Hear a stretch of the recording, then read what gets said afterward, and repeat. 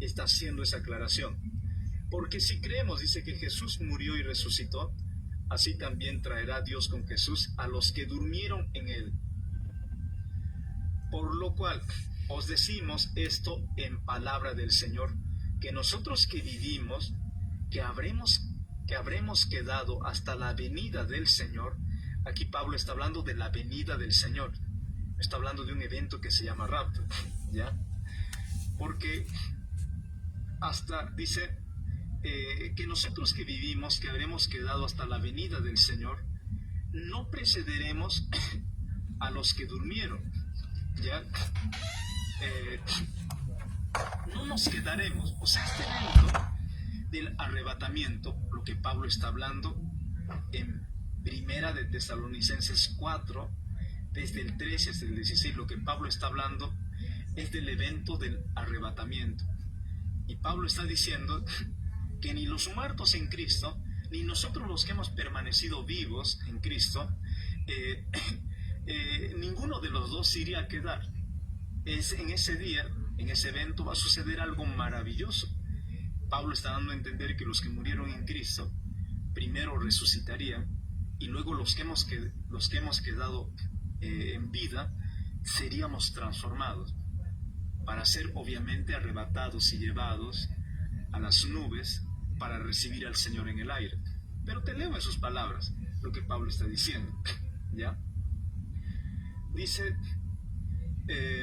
por lo cual os decimos esto en palabra del Señor, que nosotros que vivimos, que habremos quedado hasta la venida del Señor, no precederemos a los que durmieron, porque el Señor mismo con voz de mando, con voz de arcángel y con trompeta de Dios. Aquí está hablando de una trompeta de Dios, y esta trompeta no tiene que ver con una trompeta X o Y en particular. Esta trompeta tiene que ver con las trompetas que el Apocalipsis habla que han de sonar. Y esas trompetas son 7 trompetas. Cada trompeta está representado por ciertos eventos. Sonará una trompeta, guerra, inundaciones, desastres; otra trompeta, muerte, enfermedades. Entonces, Pablo dice que al final, al sonido de la final trompeta, es decir, estamos hablando de la 7ª trompeta, es donde irían a suceder estas cosas. Pero aquí Pablo está hablando de la trompeta, y esta trompeta no es otra sino la 7ª trompeta, y luego lo vas a entender por qué. Entonces Pablo aquí dice, porque el Señor mismo con voz de mando, con voz de arcángel y con trompeta de Dios descenderá del cielo, y los muertos en Cristo resucitarán primero. Pero ¿cuándo los muertos en Cristo van a resucitar primero? ¿En algún rapto? De ninguna manera. Aquí no hay nada del rapto. Aquí dice que el Señor descenderá del cielo.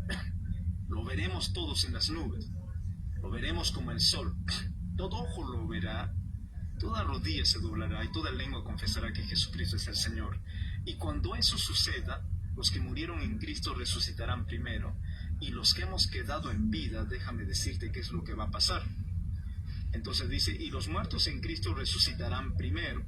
Luego nosotros, los que vivimos, los que hayamos quedado, seremos arrebatados juntamente con ellos en las nubes para recibir al Señor en el aire. Y así estaremos siempre con el Señor. Por tanto, alentados los unos a los otros con estas palabras. Ya.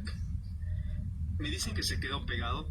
A ver, sal porfa y entra otra vez. Ok. Me dicen que se quedó pegado el internet. No creo, ¿verdad?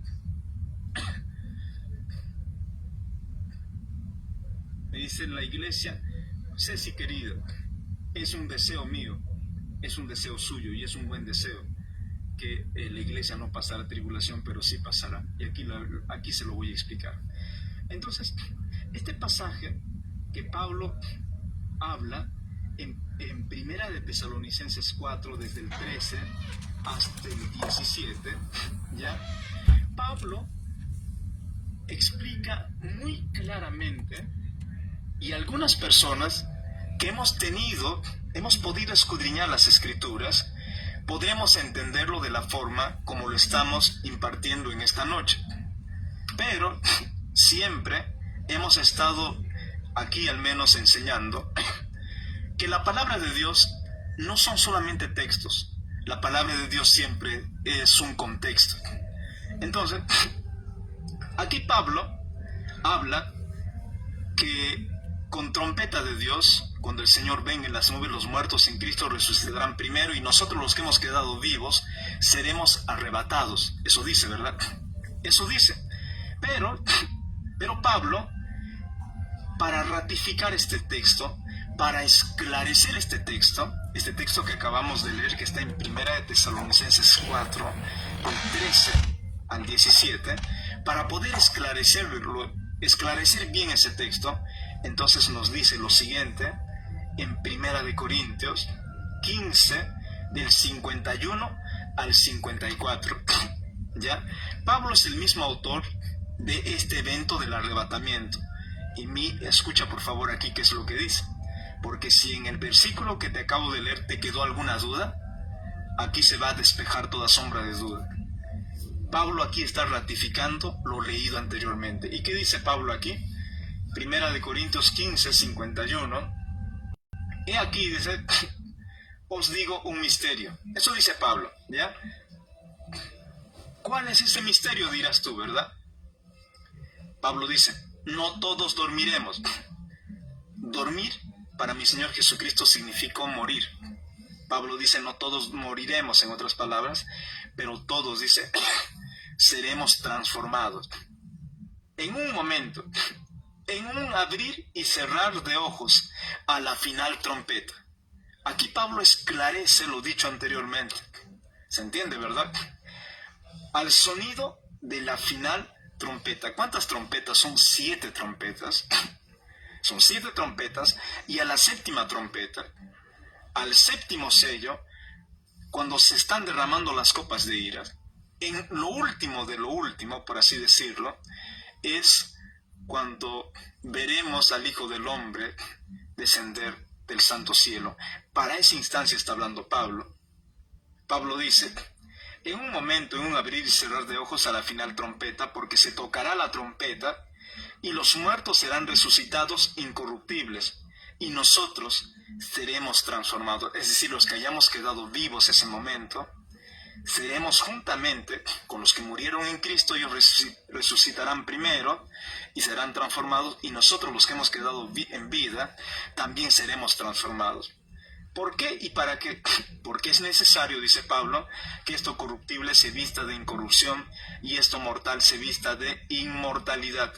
Y cuando esto corruptible se haya vestido de incorrupción y esto mortal se haya vestido de inmortalidad, entonces se cumplirá la palabra que está escrita: sórbida es la muerte en victoria.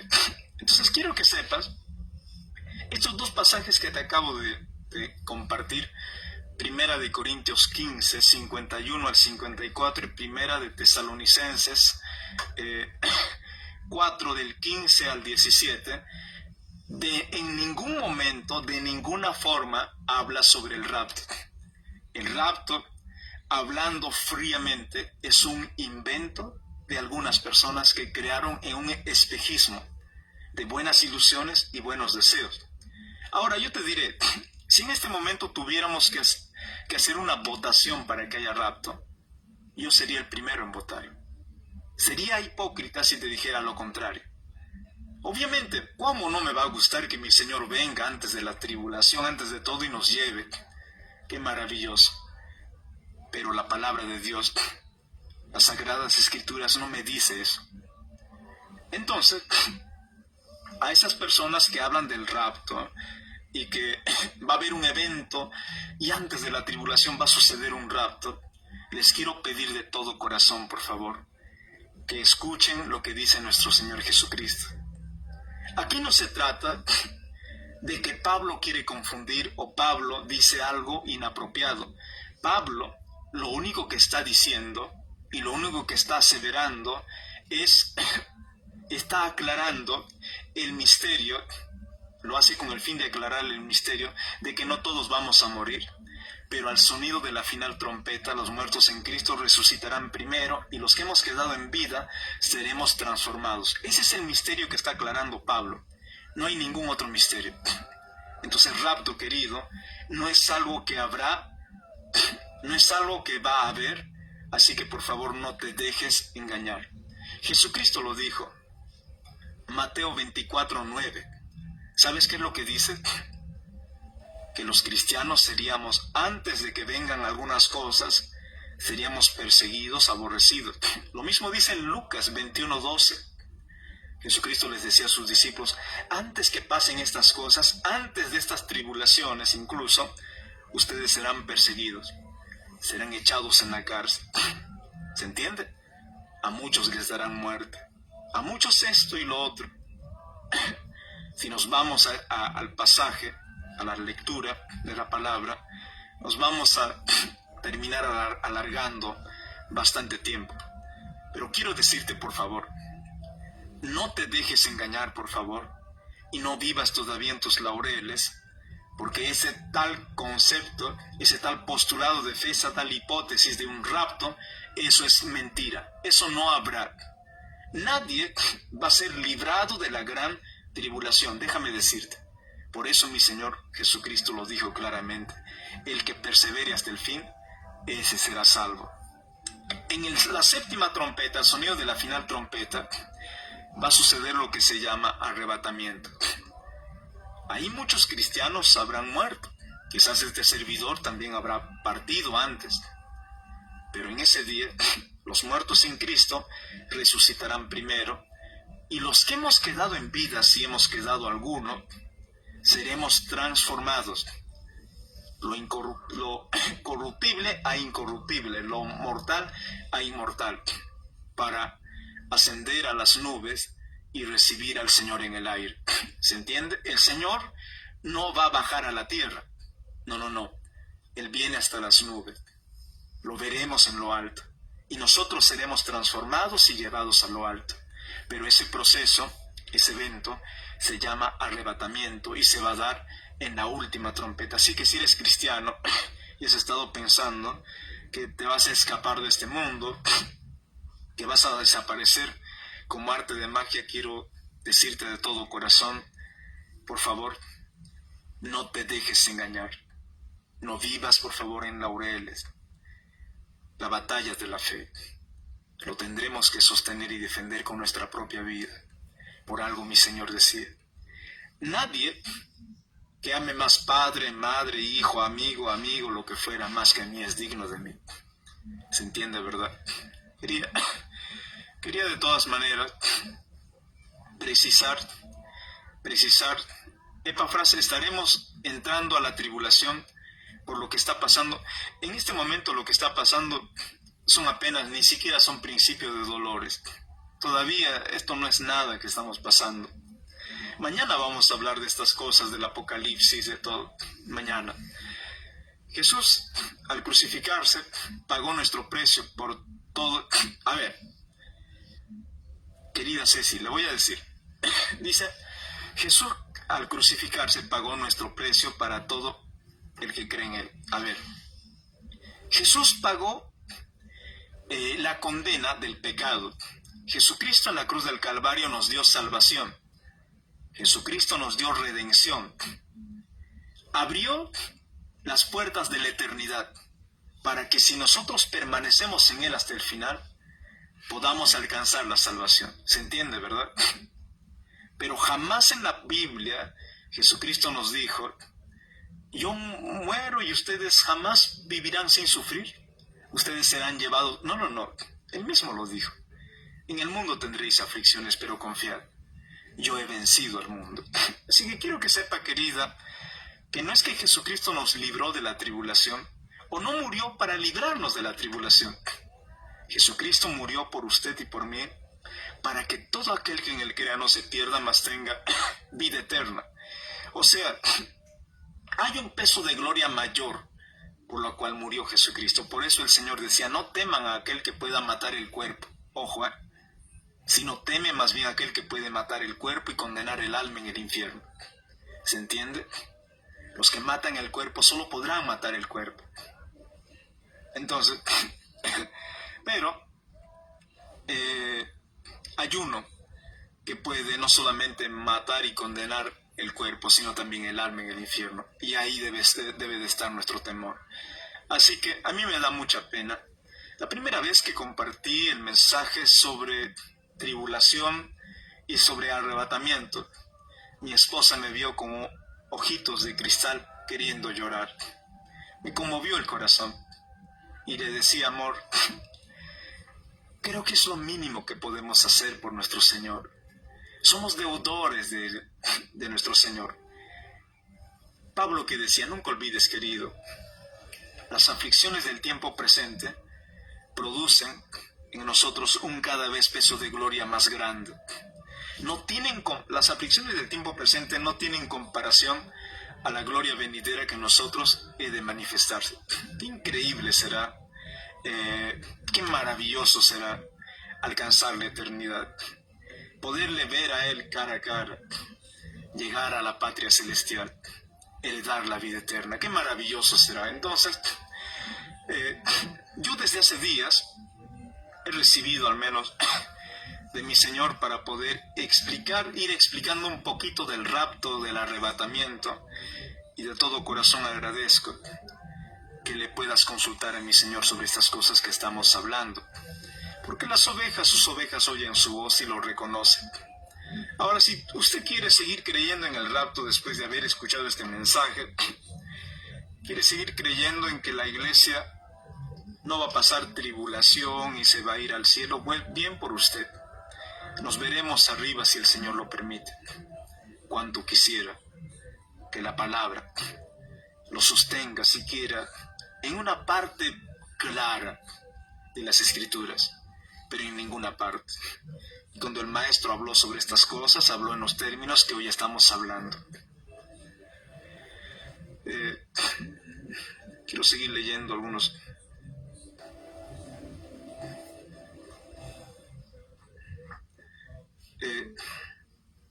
Dios nos da fuerzas suficientes para soportar esos días. Sí, nosotros sabemos que esa lucha, querida, no será contra sangre ni carne, sino contra principados y potestades de las regiones celestes, contra el infierno. Y esa victoria no será con nuestras fuerzas o con espadas, sino será con su Santo Espíritu. Sé que nuestro Señor nos sabrá guardar esos días. Sé que nuestro Señor nos va a sostener, aunque sea como viendo al invisible. Y si por A o B muriéramos por buscarle a Él, habremos hallado la vida. Como dijo su palabra, quien pierde su vida por causa de mí, la hallará. Eso dice su palabra. Yo también siempre he pensado que vamos a pasar la tribulación porque dice en su palabra que seremos perseguidos. Exactamente. Por eso a veces las personas que no leen la palabra, que no escudriñan las Escrituras, los están engañando durante mucho tiempo. Grandes congregaciones, es increíble. En este momento están hablando cualquier cosa. Pocas personas están hablando de lo que se viene. Pocos ministros están hablando de las cosas que vamos a vivir como iglesia del Señor. El otro día, yo congrego en una congregación, asisto a una congregación desde mis 19 años, y no asisto porque probablemente ya no asiste nunca más, se los digo aquí honestamente. Y no es porque me haya revelado, no es porque sea una oveja descarriada. Hace 2 meses estaba ayunando y el Señor habló, el Espíritu Santo me habló, me dijo, Epafras, mi iglesia está vacía. Le dije, Señor, ¿cómo es que tu iglesia está vacía? Hay muchos cristianos, hay congregaciones, Señor, que están llenas, vamos a adorarte. ¿Por qué dices que está vacía? Y me dijo, está vacía por dentro, Epafras.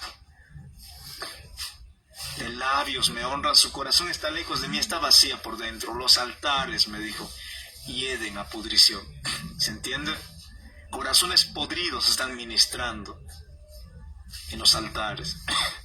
Así que no te sorprendas y no te extrañes si en este último tiempo muchos de ustedes empiezan a salirse en masa de sus congregaciones. Sí, quiero que sepas Eso viene de parte del Señor. Mi Señor va a despertar un altar en tu corazón. Mi Señor va a avivar el fuego de su Espíritu Santo en tu vida. Yo no sé qué tantas cosas te han enseñado a ti en los altares, en las congregaciones, en los edificios, en las paredes. Si te enseñaron que iglesias son paredes, que tú para escuchar la palabra de Dios tienes que ir a esas paredes, a esos edificios, entonces a ti toda la vida te mintieron. Porque la iglesia de Jesucristo, querido, eres tú, y la iglesia de Jesucristo soy yo. Nosotros hacemos iglesia, y en nosotros está la esencia de la iglesia viva.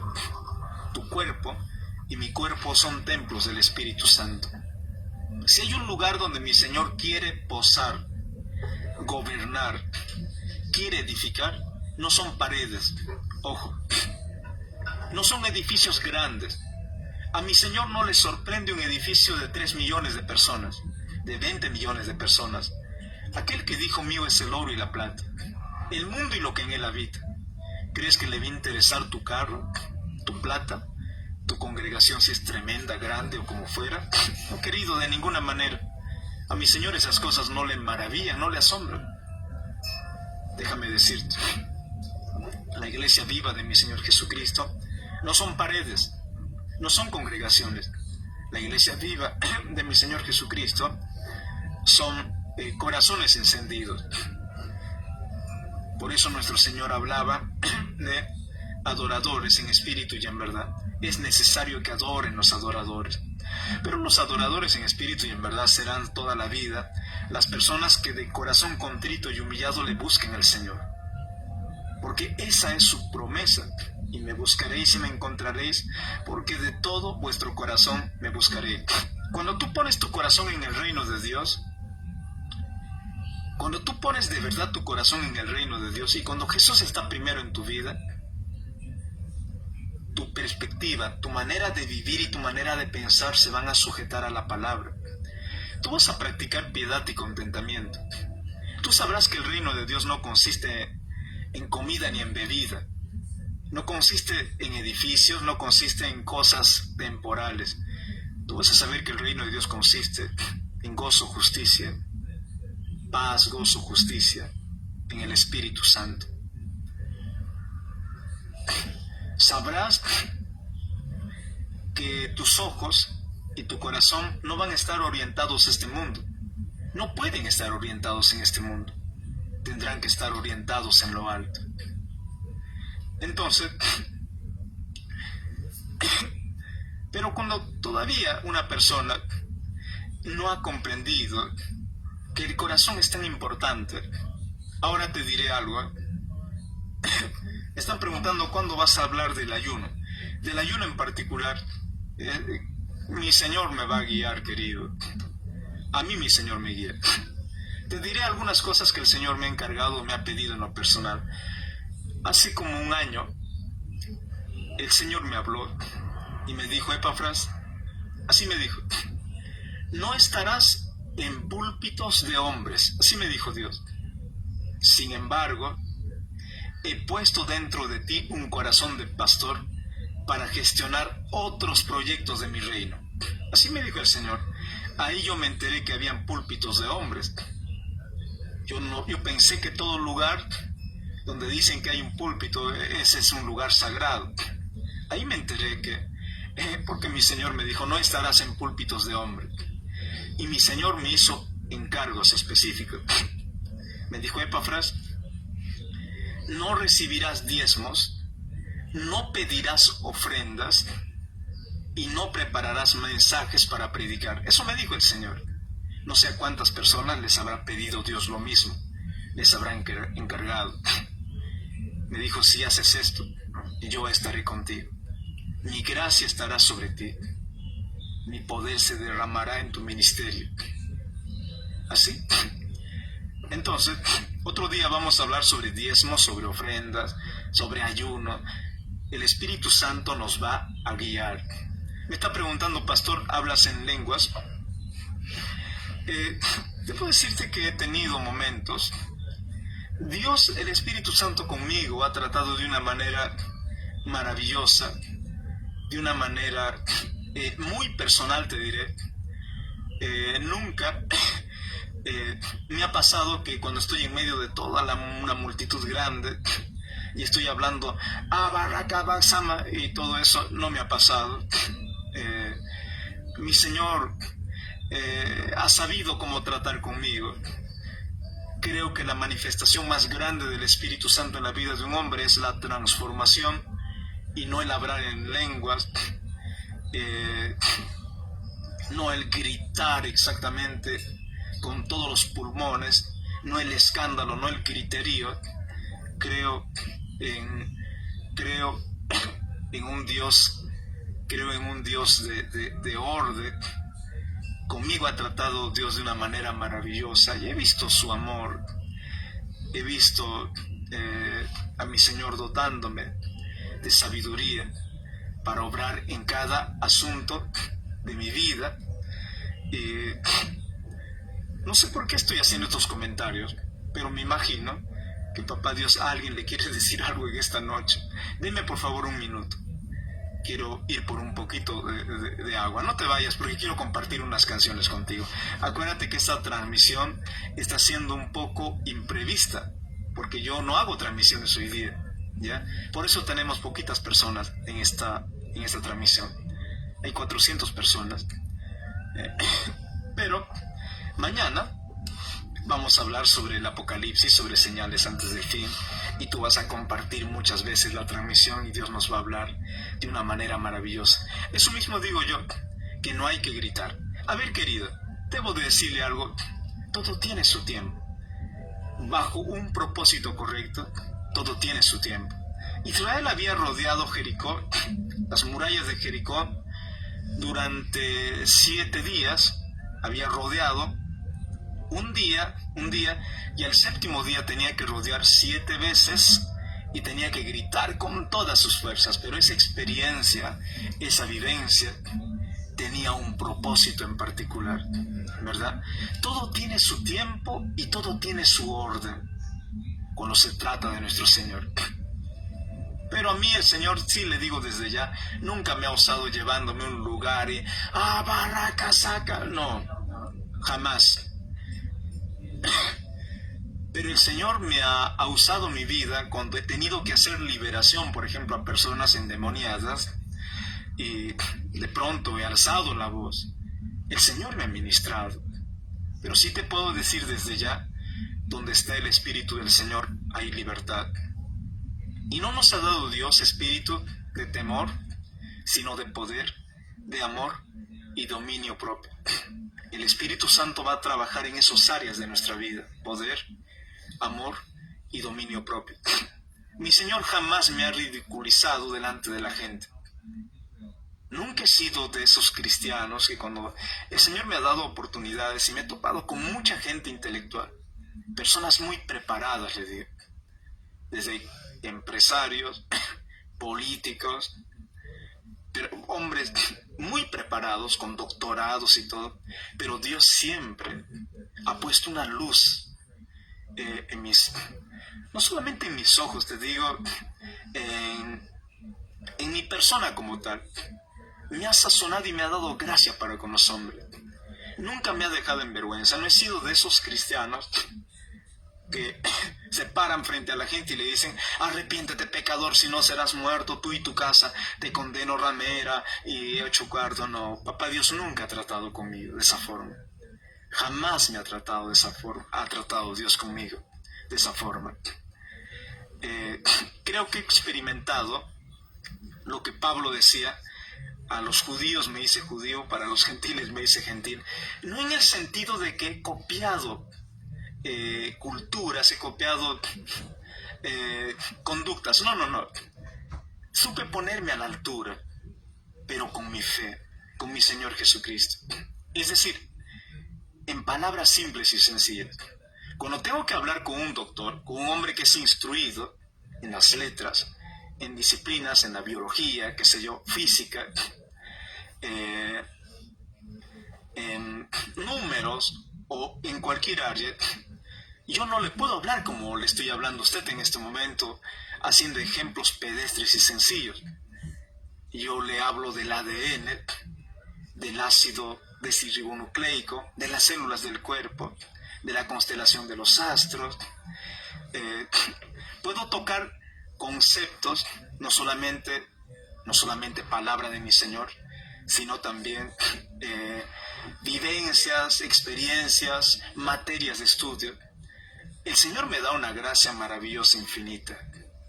Entonces, pero imagínate, te voy a contar, conozco un hombre que por mucho tiempo, durante 15 años, trabajó en lo que es este organismo que se llama CEPAL, ¿ya? Que es una organización plenipotenciaria internacional. Entonces, Dios me dio tanta gracia y tanto favor con esta persona, muy preparada por lo demás, y a través de no de muchos años, lo conozco apenas como un año será, y algunas conversaciones que tuve con este hombre, y no es que negué mi fe, de ninguna manera.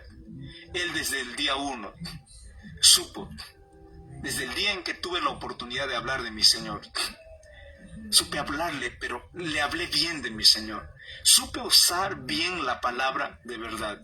¿Sabes qué pasó? Hace 3 días me encargó que le compre una Biblia. Yo estoy contento. Le compré una Biblia y le facilité esa Biblia. Se empezó a interesar por las cosas de Dios. Epafras, coméntame un poco, háblame un poco, no sé, sobre Daniel. Estas profecías de Daniel, ¿de qué tiempo remoto? O sea, ¿de cuánto tiempo es? ¿Qué marcó Jesucristo en el mundo antes y después de Cristo? ¿Cuáles son los hechos más relevantes de los cristianos en el mundo? ¿Cuántos cristianos hay en el mundo? Entonces, y se interesó tanto, me pidió una Biblia. Entonces, yo siempre estoy orando por esta persona. Y así el Señor me ha dado gracia y favor para tratar con muchas personas, con militares, con artistas, políticos, con empresarios, y de la misma forma también con personas que quizás muchos en el Señor jamás quisieran tratar. He tratado con personas de calle, con personas que se sientan tan vacías y perdidas por dentro. Y no te digo que he tratado porque, ay, pobrecito, me da pena. No, porque aprendí a ver a mi Señor Jesucristo en cada uno de ellos. ¿Se entiende? Dios no hace acepción de personas. Explíqueme lo de ADN, por favor.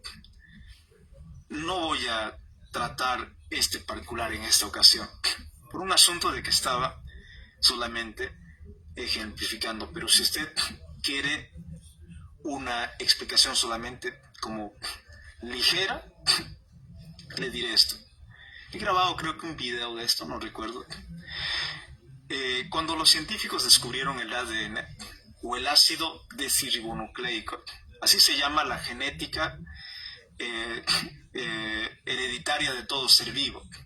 Todo ser vivo en este planeta tiene una genética hereditaria, y estamos hablando aquí del ADN, el ácido desoxirribonucleico. Cuando los científicos descubrieron el ADN, los científicos hallaron que había una fuente de inteligencia superior a cual ellos mismos le denominaron Dios. Los científicos dijeron, no puede ser posible. ¿Cómo se obedece que haya tantas células que se conducen de manera inteligente y se correlacionen entre sí? O sea, cuando comprendieron el ADN dijeron, no puede ser posible. Tiene que haber una fuente de inteligencia superior. Y esa fuente de inteligencia superior lo denominaron Dios, ¿no?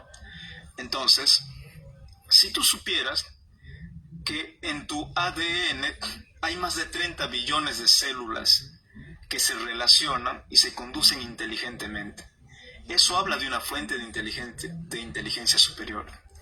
Si tú supieras que hay un sistema de almacenaje de información en tu ADN que solamente puede leerse a través de un lenguaje codificado, eso habla de que hay una fuente de inteligencia superior.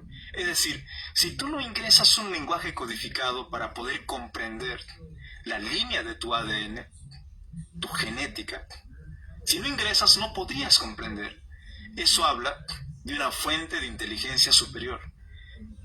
Esa fuente de inteligencia superior, querido, es el Dios que predicamos.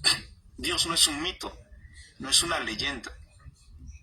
Ningún biólogo podría discutirme sobre el ADN, sobre los genomas, ¿verdad? Entonces, Papá Dios, cuando nosotros hablamos del Señor, cuando nosotros hablamos de Dios, no es que nos inventamos algo, no es que queremos darle una ayudadita a la Biblia no necesita ayudadita de nadie. Nosotros lo hacemos primero porque decidimos creerle a Él, porque para nosotros la vida, nuestra vida es nuestro Señor Jesucristo, porque el blanco perfecto es nuestro Señor Jesucristo, porque a través de Él hemos conocido, hemos comprendido la verdad. Imagínate, hace unos días, un hombre igual, un hombre muy preparado me dijo, Epafras se acercó, me dijo, Epafras, yo envidio su fe. Sí, me dijo, yo envidio su fe, pero hay algo que me llama atención de la fe. Y le digo, este es profesor de una universidad, y le digo, catedrático de una universidad. Entonces le digo, ¿qué cosa le llama la atención de la fe? Y me dice, Pilato, este hombre preparado, ¿por qué le preguntó, me dice, a Jesús qué es la verdad? Eso me impresiona. Y yo le digo, así es, profesor. Y créame que en Pilato se expresa el vacío existencial de todos los hombres sobre la faz de la tierra. ¿Ya? Le preguntó a Jesucristo qué es la verdad. No sabía qué era la verdad. Tiempo después Sócrates decía, tiempo después Blas Pascal, matemático, físico, que fue un filósofo también, llegó a teorizar y a desarrollar más que una teoría, un estudio y un ensayo sobre el vacío existencial.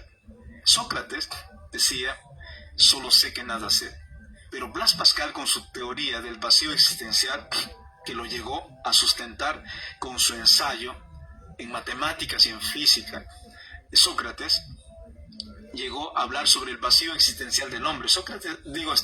Blas Pascal decía, todos los hombres tenemos un vacío en nuestro corazón. No puede llenarse con nada. Todos los hombres tenemos este vacío. Y él decía, ¿cuál es la identidad?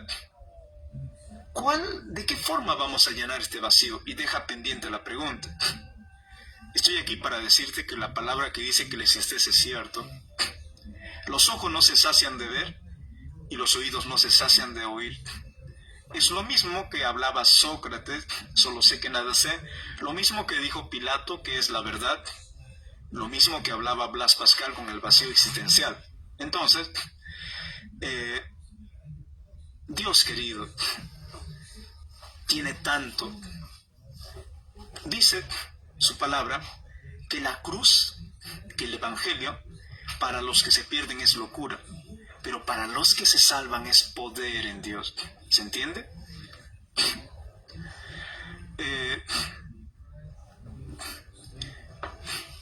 Bueno, al leer, solamente le puedo decir